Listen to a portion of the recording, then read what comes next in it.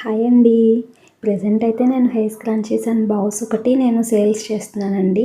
And previous వీడియోలో నేను mention చేశాను అప్కమింగ్ ఇంకా నేను కొత్త కలెక్షన్ తీసుకురాబోతున్నాను అని చెప్పేసని. అది వచ్చేసి ఈ వీడియోలో నేను మీకు చూపిస్తున్నాను అనమాట. ఫస్ట్ అయితే వినాయకుడికి దండం పెట్టేసుకున్నాను. ఏ పనైనా స్టార్ట్ చేసే ముందు మనం వినాయకుడిని కదా ఖచ్చితంగా పూజిస్తాము. దేవుడికి దండం పెట్టేసుకొని దేవుడి దగ్గర శారీస్ అయితే పెట్టేశానండి. అవునండి, మీరు చూసింది కరెక్టే. నేనైతే క్లాత్ బిజినెస్ అనేది అయితే స్టార్ట్ చేశాను. ప్రజెంట్ అయితే వచ్చేసి శారీస్ అయితే స్టార్ట్ చేశానండి. రాబోయేది సమ్మర్ సీజన్ కదండి. సో కాటన్లోనే different type of varieties and different type of collections, కొత్త కొత్త మోడల్స్ కలెక్షన్స్ అయితే నేను తీసుకొచ్చానండి. శారీస్ ఒకటే కాదండి, ఇంకా ముందు ముందు మన పేజ్లో ఇంకా డిఫరెంట్ టైప్ ఆఫ్ కలెక్షన్స్ అయితే రాబోతున్నాయి.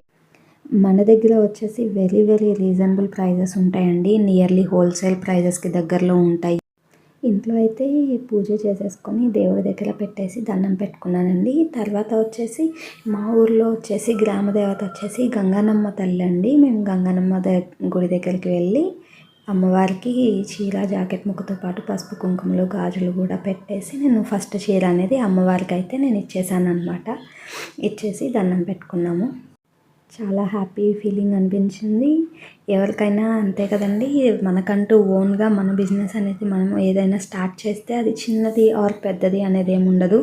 దానికి చాలా చాలా అంటే హ్యాపీగా ఉంటుంది. Follow for more videos and updates.